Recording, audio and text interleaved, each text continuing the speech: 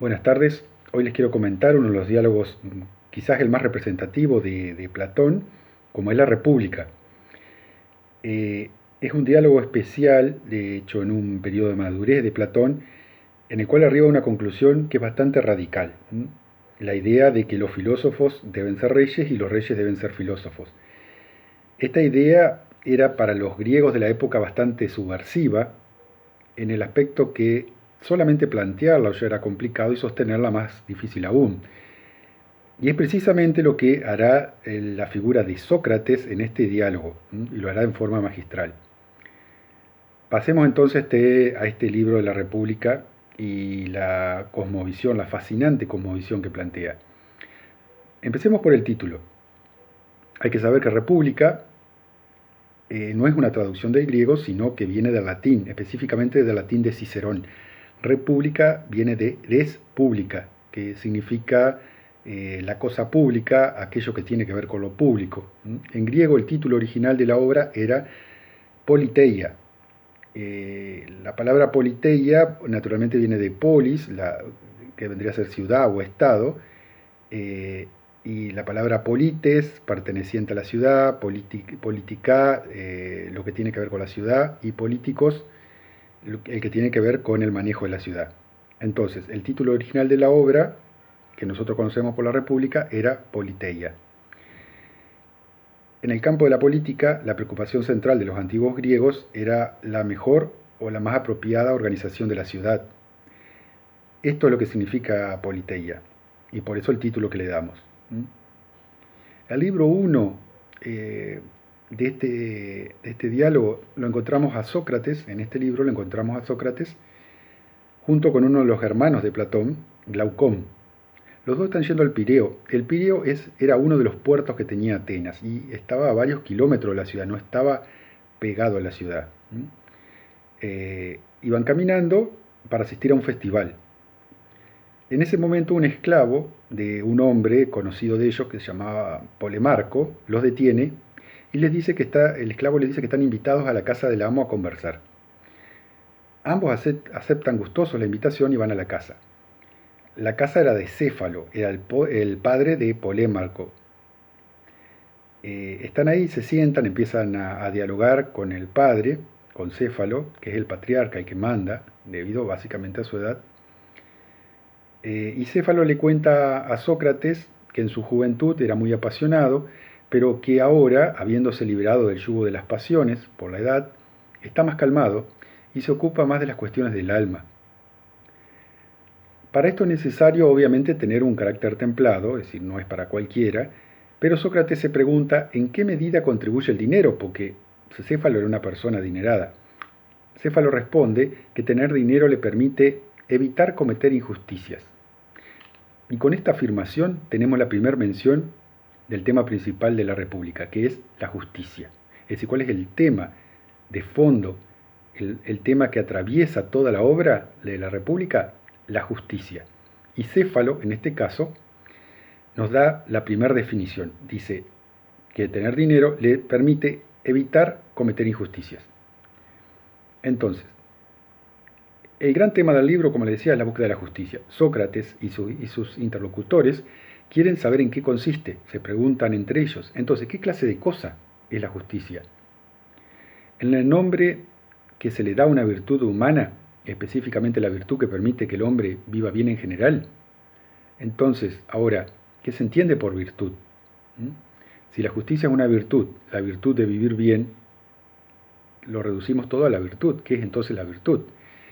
Para nosotros, hoy día, la palabra virtud tiene connotaciones básicamente morales. Es cuando alguien hace bien las cosas y cumple con sus obligaciones. A eso le llamamos una persona virtuosa. Para los griegos, la virtud era un término que tenía una aplicación o unas connotaciones mucho más amplias. La palabra griega para virtud es arete y significa literalmente poder o excelencia. Un poder que permite que algo funcione bien. En este sentido, todo tiene una virtud. Paradójicamente, o no, un martillo tiene una virtud. ¿Cuál? La de tener una cabeza dura y un mango que le permita manipularlo bien y cumplir así su trabajo. Si no tuviera estas cualidades, sería muy difícil clavar un clavo y no funcionaría bien. Por lo tanto, no tendría virtud. Sería un martillo sin virtud. ¿Cuál sería la función de una planta? Crecer y reproducirse. Entonces, si la planta lo cumple, es una planta virtuosa. Entonces, ¿y para los seres humanos? ¿Cuál es su función? ¿Cuál sería su virtud? ¿Cómo podemos distinguir entre uno que vive bien y uno que no? ¿Y qué significa vivir bien? ¿Cuáles son las cualidades o virtudes que necesita uno para lograr vivir bien? Más adelante en la República se va a llegar a una conclusión, pero por el momento esta virtud tiene un nombre y es justicia. Es decir, que utiliza la palabra virtud como sinónimo en esta instancia de justicia. Volviendo a la discusión con Céfalo, que habíamos quedado al principio. Vimos que el valor del dinero para él consiste en evitar cometer injusticias. Quiere decir que con el dinero puede pagar sus deudas, ofrecer sacrificio a los templos, ayudar a los que necesitan, etc. En pocas palabras, la justicia, en voz de Céfalo, es vivir bien. Consiste para él en obedecer las leyes y pagar las deudas. Y acá tenemos una definición. Entonces, ¿qué es la justicia? Obedecer las leyes y pagar las deudas. No deberle nada a nadie. Eso sería la justicia para Céfalo. Como de costumbre, Sócrates no está de acuerdo con esta definición. Y aquí nos vamos a detener un minuto. Vamos a recordar el proceso de la dialéctica de Sócrates, ¿no? ¿Se acuerdan que se articulaba en 4 instancias, 4 pasos? El primero era la ignorancia. Sócrates finge que no entiende un tema y lo pregunta a alguien que teóricamente lo conoce. Él dice, solo sé que no sé nada. Propone entonces Sócrates una concepción para que sea su interlocutor el que lo exprese, y él se declara ignorante. Esa es la primera instancia, la ignorancia. La segunda es la ironía, la cual Sócrates finge estar ensimismado por lo que dice el interlocutor. Es decir, queda como absorto por lo que dice teóricamente la definición correcta. Pero en realidad es una ironía. La tercera fase de Sócrates es la refutación, en la cual él explica cuáles serían las consecuencias del manifiesto del interlocutor, es decir, a la afirmación que hace el interlocutor, cuál sería la consecuencia. Entonces, a esa instancia se le llama refutación. Y por último, la mayéutica, que era la mayéutica, el arte de parir, la profesión de la partera, en la cual, después de haber destruido todas las falsas creencias y las falsas opiniones de los interlocutores, Sócrates lo ayuda a llegar a través de su propia razón, no la de Sócrates, sino la del interlocutor, a una certeza, a una verdad. Sócrates lo ayuda a llegar, por eso se dice que es un dar a luz.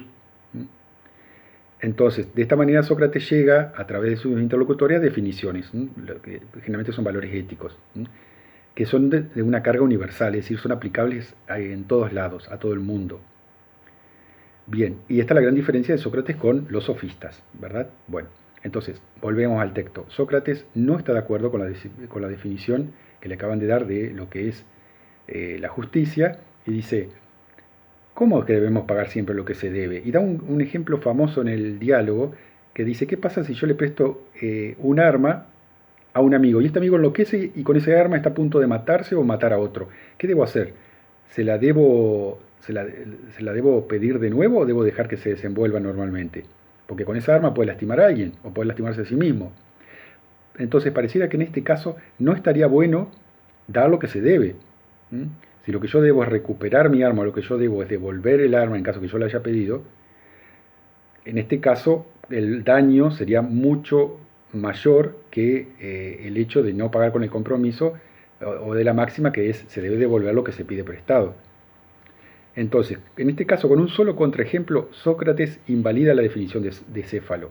Es decir, ser justo no significa simplemente cumplir las obligaciones. Sócrates tira abajo este tipo de argumento al romper la identificación de lo justo con lo legal. Es decir, lo que Céfalo plantea es una cuestión legal. Si alguien me pide algo prestado, yo se lo doy y me lo tiene que devolver. Eso es lo legal. Ahora, Sócrates rompe esa identificación de justo con legal. Eso no necesariamente es justo. Si la persona va a utilizar ese elemento de forma nociva, no es necesario devolverlo. ¿Se entiende? Entonces, lo que hace Sócrates al tirar abajo el argumento de Céfalo es romper la identificación de justo con legal. No siempre lo justo es igual a lo legal.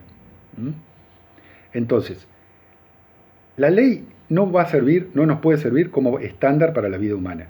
Entonces, ¿qué? En este momento, Céfalo, en lugar de responder y tratar de encontrar una respuesta, dice que debe irse. Y toma su lugar la conversación su hijo, Polemarco. ¿Mm?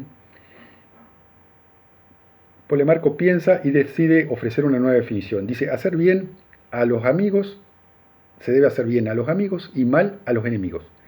Para Polemarco, esa es la definición de justicia. Su definición tiene la virtud de evitar la misma crítica que Sócrates le hizo a Céfalo, ya que no debe devolverse algo si hace mal a un amigo. Pero la definición tampoco es perfecta. La respuesta de Sócrates a la definición de Polemarco tendrá 3 partes. Recordemos que la definición de Polemarco es: la justicia es hacer bien a los amigos y mal a los enemigos. Y Sócrates le dirá: primero, habla de cómo hacer bien a un amigo, después hablará del significado de amigo y tercero va a criticar la noción del hombre justo para hacer mal a otros. Es decir, ¿en qué consiste hacer el bien a los amigos? Para Polemarco significa simplemente darles lo que quieren y negarle a los enemigos lo que ellos quieren. Sócrates cuestionará esto y le dirá: cuando un niño quiere comer un dulce en vez de verduras, por ejemplo, no le damos lo que quiere, sino lo que es bueno para su salud. De igual manera, con un buen amigo, no siempre es justo darle lo que piden, sino lo que es bueno para ellos. La justicia, por tanto, debe ser algún tipo de conocimiento. ¿Por qué llega Sócrates a esta conclusión? Porque, ¿cómo sé yo lo que es bueno para un amigo? Por encima de él incluso. Necesito para eso un conocimiento. Si el amigo me pide, tomando el ejemplo del chico, comer dulces, yo sé que se puede indigestar, pero para eso tengo que tener un conocimiento. Si yo no tengo el conocimiento de que comer muchos dulces puede producir una indigestión, naturalmente que no estoy en condiciones de prohibírselo. Si yo logro prohibirlo, decir: no, eso te hace mal, no te conviene, lo que a vos te conviene es no comer tantos dulces, en ese caso necesito un conocimiento. Entonces Sócrates llega a esto: la justicia debe ser algún tipo o debe tener algún grado de conocimiento. A lo largo del diálogo de Platón, cuando Sócrates habla de conocimiento, casi siempre lo hace en términos de las artes. Y acá nos detenemos un minuto. Artes, sobre todo para los antiguos griegos en general y Sócrates en particular, incluye oficios. Por ejemplo, ¿cuál es el arte o el oficio del zapatero? Hacer bien un zapato. ¿Cuál es el del carpintero? Hacer bien un mueble. Y el del médico, la salud del paciente. Cada uno de estas profesiones, de estos profesionales, tendrá un conocimiento específico, es decir, propio o acorde a su disciplina, que lo va a emplear en sus respectivos productos. En el caso del médico, el objeto del arte van a ser los cuerpos, la sanación o la curación de los cuerpos. Dar a los cuerpos lo que necesitan para estar más saludables. Al hacer de esto una práctica, nos podemos plantear: ¿cuál sería el arte de la justicia? ¿Cuál es su objeto y qué bien es el que le hace a la justicia?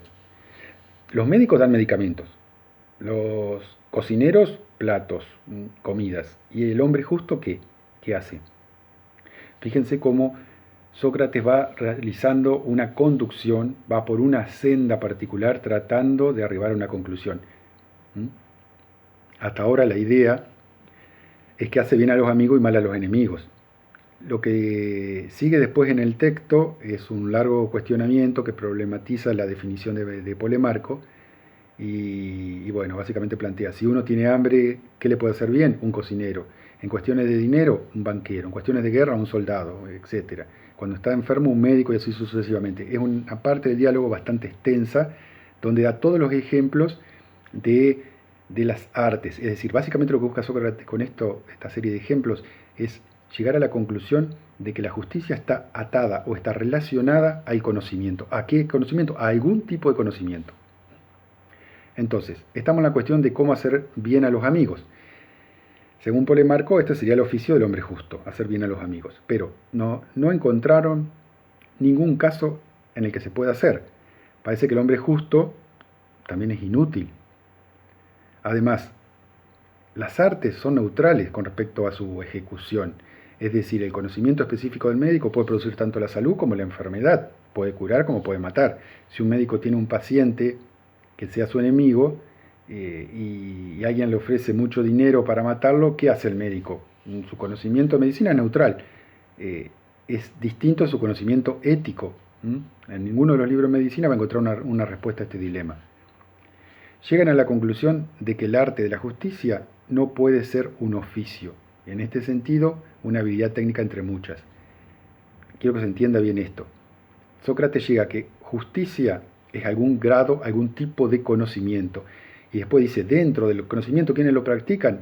La gente que realiza artes, el arte de la medicina, el arte de la carpintería, etc. Ahora bien, ahora llega a la conclusión de que la justicia no puede ser un arte, sí un conocimiento, pero no un arte. No es una simple habilidad entre otras. ¿Por qué? ¿Por qué llega a esta conclusión? Y porque todo arte o toda habilidad implica su lado negativo. El médico puede curar, pero también puede matar. Entonces, la justicia evidentemente no puede ser injusta.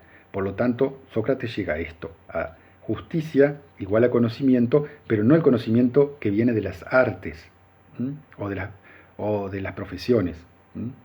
Tiene que ser algo más amplio.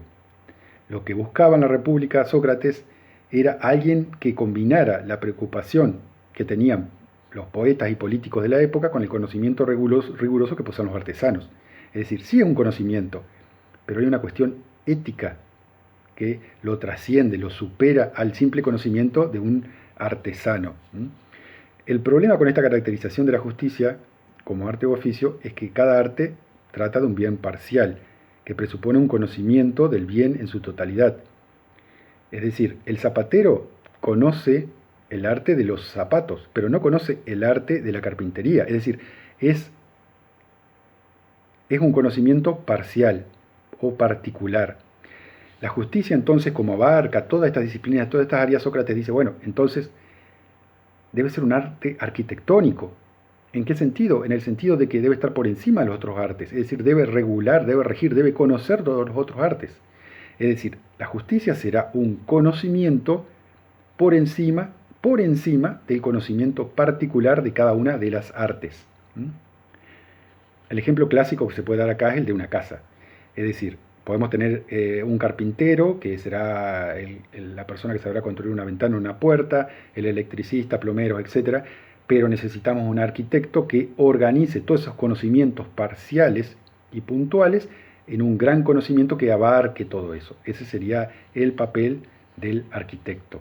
Entonces Sócrates dice, bueno, la justicia debe estar por ese lado, debe ser más un conocimiento de un arquitecto. Bien, continuamos. La idea es que la justicia entonces sea similar o semejante al arte del arquitecto, uno que mande por sobre los demás para poder producir un bien global. El hombre justo es el que tiene el conocimiento de ese bien. ¿Y quién es esa persona? El filósofo, naturalmente. Así Sócrates hace que la filosofía sea necesaria para la justicia y por lo tanto para la vida política, por extensión.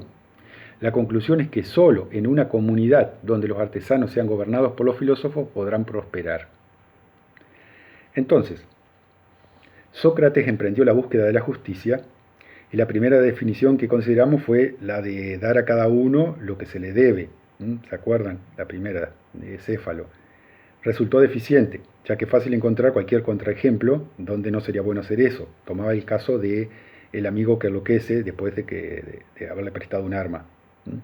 La siguiente definición fue la de su hijo, que decía, es hacer el bien, la justicia, hacer el bien a los amigos y mal a los enemigos, que también es una definición problemática. Entonces, vimos que si consideramos a la justicia como un arte o un oficio, va a resultar inútil porque la justicia es mucho más que eso. Entonces, terminamos viendo la necesidad de que la justicia sea un arte más amplio y general, como el arte de un arquitecto. Ahora, para Sócrates, pasa ahora a considerar la noción de amigo como tal.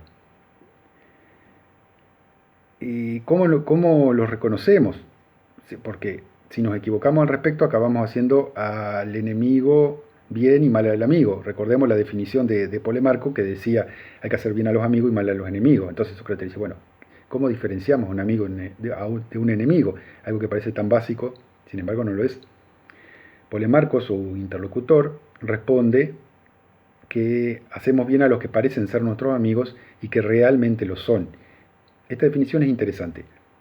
Para Polemarco es muy fácil distinguir a los amigos de los enemigos, dado que en su mentalidad brota el apego por la familia y la ciudad, es decir, es un griego clásico, y como tal cuenta con una lealtad basada en la sangre, en la afiliación, en el grupo, en el clan, es decir, que con ser pariente ya era amigo por el hecho de ser pariente, con ser conciudadano era amigo por el hecho de ser conciudadano. Entonces, es un instinto humano antiguo y muy poderoso que se ve reflejado en las dinámicas de las familias. Para Polemarco, todo eso está claro, pero socava su propia definición al decir que los que parecen ser amigos y que realmente lo son, aun cuando sean enemigos. Entonces, aquí Sócrates va más allá del pensamiento de afiliación de grupo que plantea Polemarco y sacrifica sus lealtades, en este aspecto, lealtades familiares o conciudadanas. Es por eso que Sócrates representa una amenaza para Atenas, porque llega a la conclusión tan contraintuitiva para ellos, para los atenienses, de que si un hombre quiere ser justo, tiene que ser cosmopolita, es decir, un hombre no con una familia o un clan, sino con el cosmos. Esto es muy importante. Sócrates llegará a la conclusión de que la justicia está por encima de la afiliación familiar, de clan o de ciudad-estado, está por encima. Entonces se llega a la peligrosa noción, para un griego tradicional o clásico, de que si uno realiza actos injustos, puede realizar actos injustos para amigos y para enemigos. No es que para los enemigos está permitido, sino que para todos es igual. Y esto también incluye a esclavos, mujeres, metecos, que eran los ciudadanos de segunda en Grecia, por decirlo de alguna forma, que eran extranjeros, etcétera, es decir, para todos igual. Y esto es una noción peligrosa para un Estado que está construido de forma verticalista y en base a las familias tradicionales. Fue una de las causas por la cual se juzgó y finalmente se lo condenó a beber cicuta a Sócrates. Como que si fuera poco, Sócrates termina la discusión con Polemarco negando la segunda parte de la definición.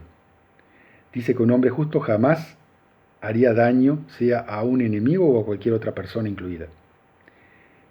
Esto, como decía, para un ateniense era casi subversivo, ¿no? Romper esta distinción entre amigos y enemigos tendría sentido solo en un contexto donde las cosas que uno considera buenas no fueran amenazadas ni escasas. Solo las cosas de la mente son así.